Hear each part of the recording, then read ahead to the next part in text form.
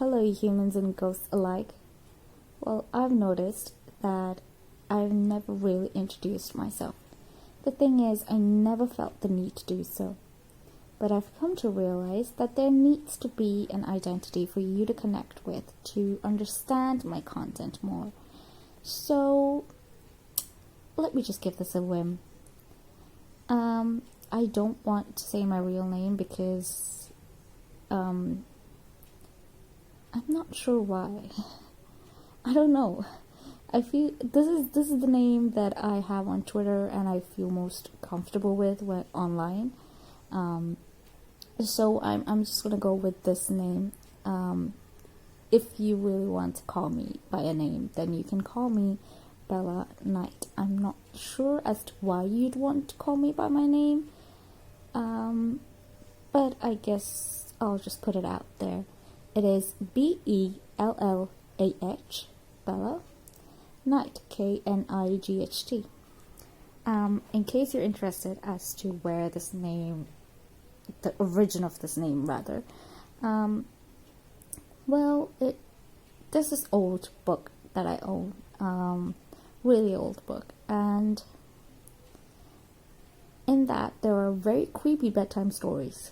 I wouldn't call them creepy, but I wouldn't call them bedtime stories, but for some reason the book has it labeled on itself that it is bedtime stories, but they're just not meant to be bedtime stories. I think they're just very, very weird. But I guess that's just how they used to be. I don't know. So this name came across. I found the spelling to be very peculiar, and I really like that. And it also has a connection to one of my favorite characters out there, female characters out there, Bella from Twilight. The thing is, I won't call her my favorite character, but it's just a character that I can really resonate with, I can connect with for some reason. And I also connect with Kristen Stewart a lot. Like, I don't know, I feel like she knows me or something. Like, if I meet her, she will just get me, and I love that idea. And the Knight, it comes from Dark Knight, Batman. I really, really associate myself with Batman as well. I don't know how that began. I think it was the gadgets and the color black. I just really, really liked his gadgets and the whole black theme, you know. It began as that, but then I gradually started to associate with the character as well on some levels. And then it just became my thing, you know. I am Batman. So that's pretty much on name level. Other than that, I am a female, and to be specific, I'm a cis female. I am pansexual and demisexual, and if you don't know that, you can look it up if you wish to know about it. I am Indian. I currently live in Mumbai, but I've also lived in London and Dubai. I'm 25 years old, if that has any effect. So old, and I had so many things in my head as a kid, you know, when I thought I'd be 25, I'd be this and that, but wow, no, I am nowhere close to that. Let me just tell you that. You know, I'm nowhere close to that. Oh, how disappointing am I? Seriously, if my past self somehow managed to see me right now, she would be just so disappointed by me. And yeah, okay, let's not get into all that sad stuff. Okay, so, what else? So, this is a fun story, like I like to say. Well, it's not a story, but it's like this long thing. So whenever somebody asks me where I'm from, it's a very complicated thing because honestly, I don't know where I'm from. I don't associate with one particular place. So here's how it is. I was born in Secunderabad, which is, at the time, it was in the state of Andhra Pradesh in India, South India to be specific. But I'm originally, like my ancestors, my family is from Kerala. Oh my god, there was this amazing lightning. I presume there's going to be a very, very loud thunder about to come. Oh my god. Okay. Oh, there it is, that loud thunder. Oh, not that loud, but really long, actually.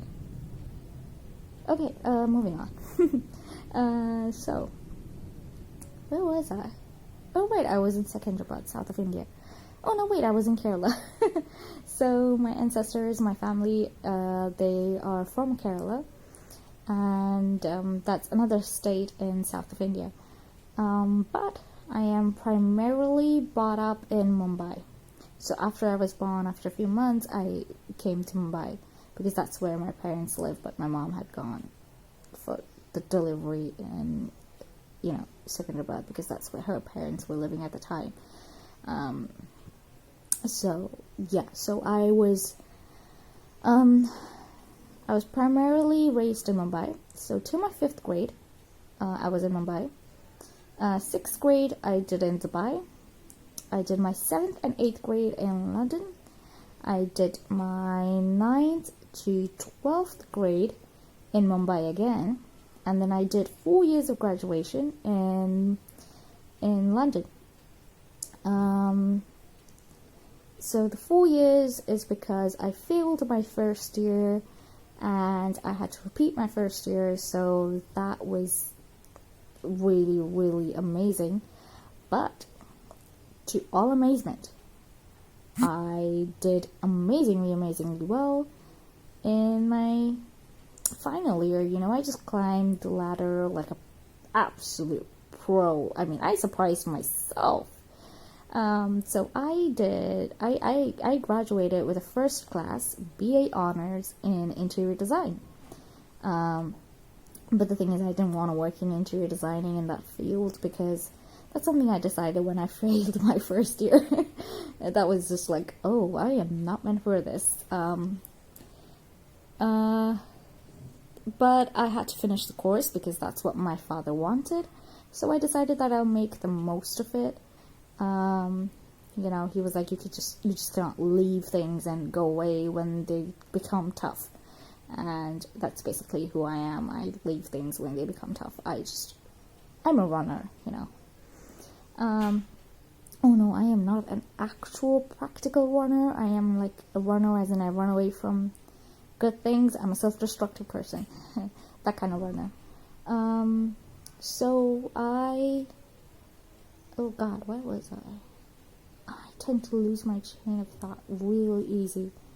So yeah, I was graduating and but since I had to stay there, I decided to make the best of what it was. And I did. And I began to enjoy my course. I did everything. I enjoyed the research. I just enjoyed the designing part, the conceptualizing part rather than the designing part. So the thing is, I don't enjoy the interior design part of it, but I really enjoy the whole prep of it, like, the research and the conceptualization and all that stuff, I enjoy those things. The photography, the filmmaking, I did everything, the writing, all that stuff. It was really, really fun. By the time I finished my second year, I realized that, oh my god, I only have 1 more year to go, and I have no idea what I'm going to do after my graduation. That was a very, very daunting summer. It was just so much to take in, because I suddenly realized I had no direction whatsoever. So I was like, I have to decide over the summer as to what I have to do. And I thought a lot.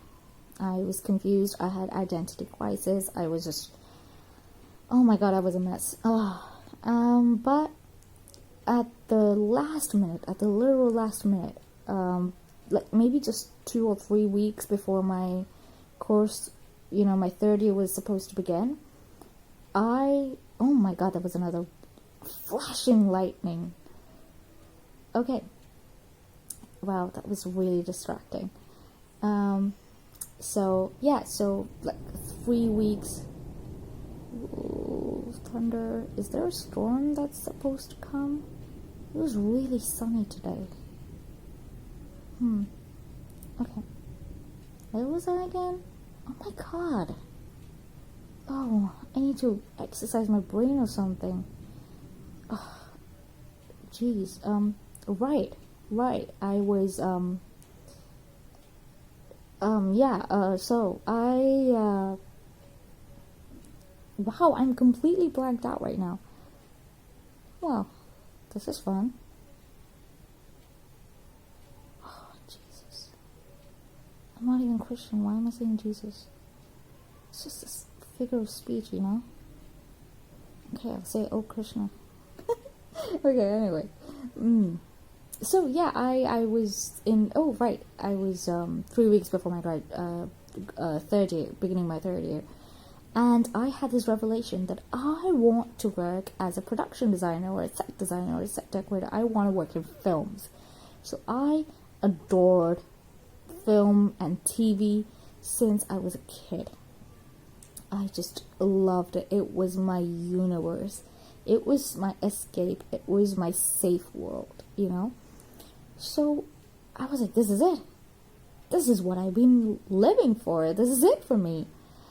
And that really, really helped me because I was motivated and I knew what I wanted to do. I wanted to do masters in production design at the NFTS, which was this really, really, really amazing school, film school in London, or rather near London. And I really wanted to do it. But I realized that it was also highly expensive.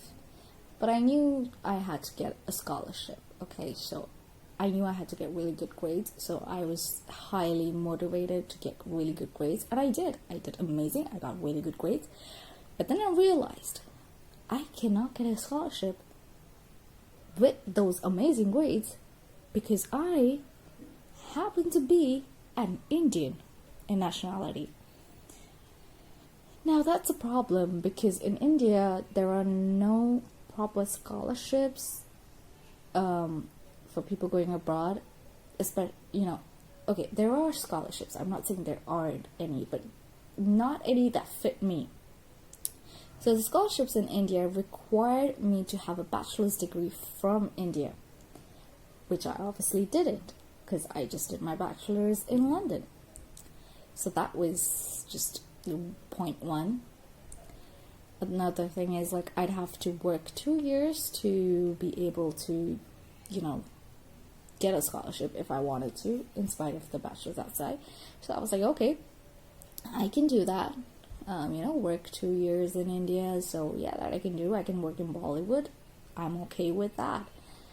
And I was, getting my head around this and everything. So I was like, okay, relax. But you're going to go for the best. And this NFTS, the National Film and Television School, was the best out there. So I was just, looking around about it, and I realized that they have volunteering positions for, whoever wants to volunteer for their art department. That is their production design students. When they film their degree, their assignment that, when they work on the film, they need assistants to work with them. So obviously you don't get paid, but your travel and food is taken care of. And I was like, hey, what else do I want? I don't want to earn money at the moment. So I was like, cool. I immediately went into that, and it was amazing. It felt perfect, and I felt so at home. I was like, this is what I want to do my entire life. I was so sure. Okay, but you know what, let's not get to that side just yet. I then had my graduation ceremony. I worked on 2 films under NFTS, under the students over there, 2 different students. They were amazing students. They were so nice. They were from Spain, and they were amazing. I then went to work with this very shady person as a art director, as a set decorator. And I was like, okay, it feels a little shady, but I'm going to take what I get. And, they were like, we may not be able to pay you, but we'll cover your travel and food. I was like, that's cool with me. And they were like, if you're able to, we will pay you, but, we're just not sure about that. I was like, fine, I'm good with that, as long as I'm getting the experience, I was okay with that in the beginning. So I went for it. I worked. I traveled from my parents' house, which was really far away from the actual city, because when I was studying in the uni, I was living near the uni, but now that I was done with the graduation and everything, I was living with my parents. So I was traveling from my parents' house to central London, which was a lot of traveling, money-wise. Time I'm okay with. The 2-hour traveling, I'm okay with giving that much time into traveling, but the money was a lot. When you put every day of the week, coming and going, it was a lot. But I was okay with that as long as I was getting reimbursed. The food, they covered, but they never reimbursed the travel. And that was highly disappointing. But I was patient with it because I had an amazing experience, and I was really, really, really happy at the time because I felt like I had found my calling, my place in the world. And so I was really ecstatic. So I didn't care about this. I didn't care that they owed me £100, like over £100 maybe, like maybe 200, I don't know. Definitely £100. So, what? I was like, okay, fine, whatever. I then got another job at another film as a assistant art director. And it was a much more bigger production, and, again, they only will cover the travel and the food and, everything like that. And so they didn't say anything about the pay, but I was like, again, I was okay with it because it seemed like an amazing project. But I didn't get to go because my parents, well, they had to be absolute Indian parents of daughters. Just had to be brown parents, It was that moment in my life. It was just that. So I remember being really, really devastated, I remember my mom telling me the day before I was supposed to leave. So the thing about this particular project was it was somewhere else in a different it wasn't in London, but it was close to London, so we had to live in that place, with the crew and everything. So my parents weren't comfortable with that, me living with strangers and all that stuff. So, and I could sense that my dad didn't want me to go. But I felt like he would come around because, this is my work, and I was really, really passionate about it. And I felt like he would come around because, he'd understand how passionate I was about this. And he's a passionate artist himself, so I thought he'd get it. But let me tell you, that was my life's biggest disappointment when I realized that, nope, he absolutely didn't get it. I remember my mom and I were walking to the nearby store, and I remember her telling me that, then this was literally the day before I was supposed to leave, okay? And they were telling me that, and I knew, like I said, I knew they weren't comfortable with it, but they weren't stopping me, So I was just thankful about that. But that day when we were walking, she just told me that, you know what, don't, see if you cannot go, see if you can back out of this, your dad doesn't want you to go, see if you can back out of this, and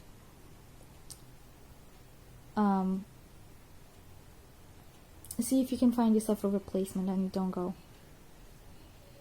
And I don't remember saying anything, honestly.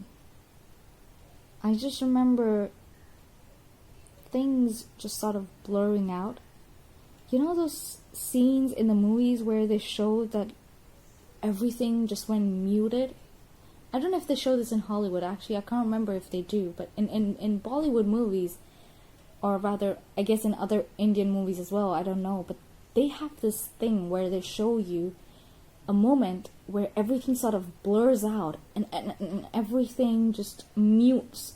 All the noise just goes away, and you sort of like have this really weird out-of-body experience, and you disappear. You have that sort of moment. And I had that. I felt like I didn't exist for a moment, and I felt like I was gonna fall. I don't know. It was really, really weird. And I remember crying. I wasn't like bawling my eyes out. Like, I wasn't sitting and crying at the middle of the street or anything. But I remember just having tears in my eyes while we were shopping for groceries. And it was just really, really devastating. And I didn't say anything. I was like, I think I said okay. I don't know what I said, actually. But I got home. I texted the guy I was supposed to work under, the art director I was supposed to work under. I texted him. I told him that, I have such issues, so I cannot come. And you won't believe this, I had already packed. So I went home and I unpacked. And that was one of the most difficult things that I'd done in my life. And I found myself a replacement. Another highly, highly difficult thing that I'd done. And I remember crying so much. I don't think I ate that night. I don't remember if I did. I don't think I did. And for nearly a month, I didn't talk to anybody.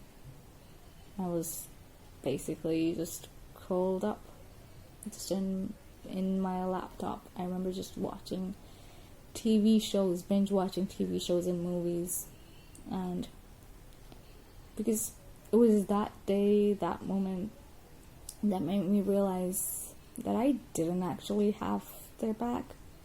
My parents' back. Oh, sorry, I said that wrong. My parents didn't have my back. That's the day I realized it, that they didn't have my back. Not really. Not when I really, really needed it. I remember this was in October 2nd, I think. I was supposed to leave October 2nd, and this was all the way back in 2016. Can you imagine? I still remember it so clearly. There are not many things that I remember. And,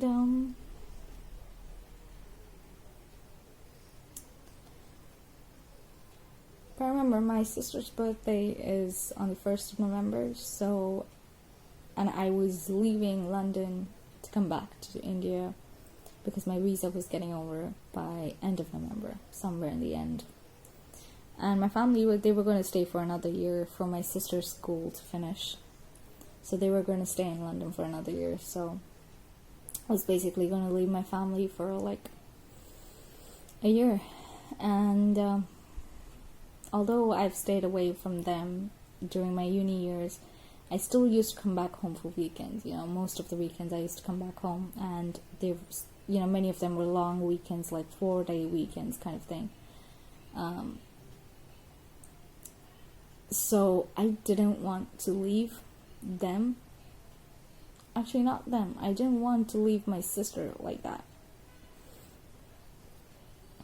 I remember I remember thinking to myself that it's her birthday coming up, and I don't want it to be ruined because, next year I won't be.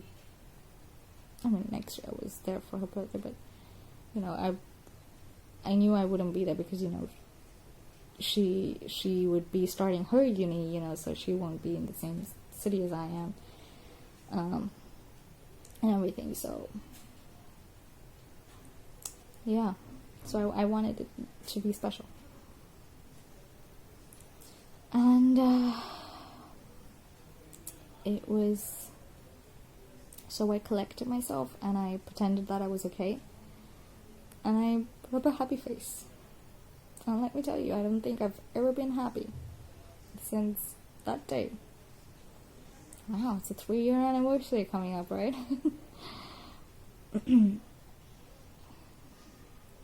Wow, 25 minutes of talking. Are you guys enjoying my whole introduction video? I know, really, really long, right? Yeah, I probably shouldn't have yapped for this long. But hey, let's fast forward. I came to India, I joined Bollywood, and it was fun for a little bit. But then you see, I had lost all passion for this. It wasn't just as... I couldn't feel happy anymore. And it didn't feel like that safe space or that home that it used to. I wish it did, but it didn't. And the thing was, in Bollywood, I don't think it's specifically Bollywood. I guess it would have happened in London as well. I don't know. I actually didn't work in mainstream film when I was in London. But when I came to Mumbai, I was working on mainstream films. And let me tell you, it was great, but at the same time, it was pathetic because the sets, the locations, although the sets were great, I mean, the sets that were built were great, but you know, the conditions of the set wasn't great.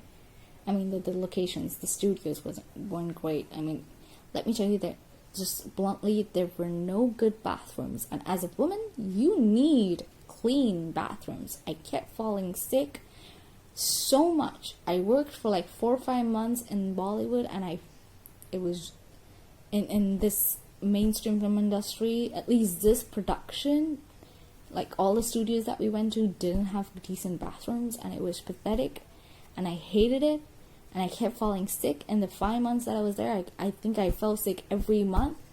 You know, every 2-3 weeks I was falling sick, and I was taking days off, and it was horrible, and I hated it because of that. I couldn't enjoy my work because of that. I know it sounds like a very little thing, but it's not very little, you know. It is for real, okay? It's for real. Oh my god, I've been talking for nearly 30 minutes.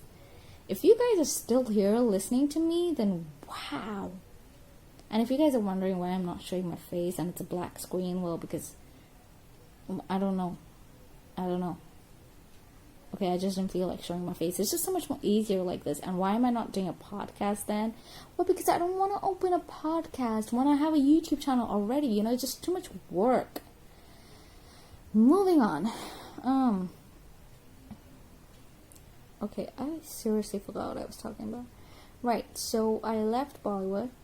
I was jobless for a while. I was figuring things out. I worked as a freelance writer here and there. I worked as social media manager, PR. I did a lot of weird stuff. I don't know what all I did. Not weird, but you know, I was everywhere.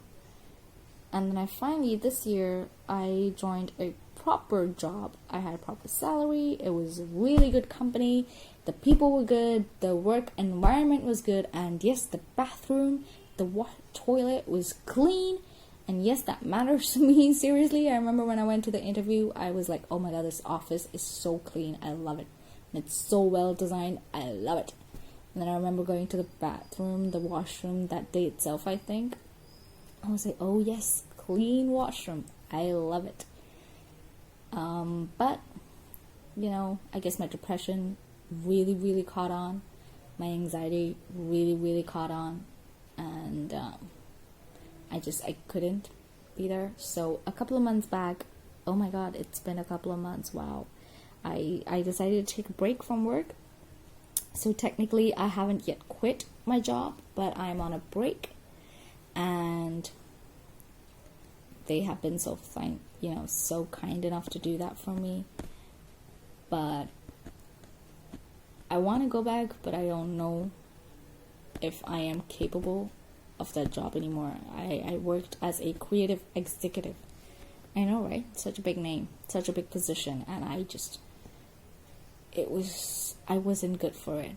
The thing is, I knew I could be. I had the potential to be, but I wasn't. I was pathetic at it, and it was just embarrassing. It was guilty. like I had so much guilt. You know, I was embarrassing myself. I was just, it wasn't great. It was a horrible time. And right now I'm at a place where I think I want to go back, but I don't know what I'll do if I go back. I don't think I can work. I cannot function. You see, in my entire life, I've been in a tunnel many times. But there was always a light at the end of this tunnel, you know. So this light, it reached me, you know, from the end. Obviously, light travels like that. So that kept me going, you know. But right now, it is as though the tunnel has completely fallen, you know, it's collapsed within itself, and I am under a huge mountain pile of rubble, and well, I am being crushed in it, and there is no air coming in, so obviously there is no light coming in as well. I'm suffocating, my ribs are breaking. But the thing is, sometimes I get used to the pain and the suffocation, and I want to, you know, there's this moment of hope that, hey, I can still get out of this. But then I realize, nope, everything is still there. All that rebel, all that suffocation, all that broken self is still there. And I cannot work on hope anymore. I have worked on hope for a very long time, but I cannot do it anymore. And you know, I know I should get help, but it's not gonna happen, I feel. Wow, I've talked on for more than 30 minutes. So much for, hey, I don't know what to say in my introduction, right? I guess I like to talk. That's one thing I like to do.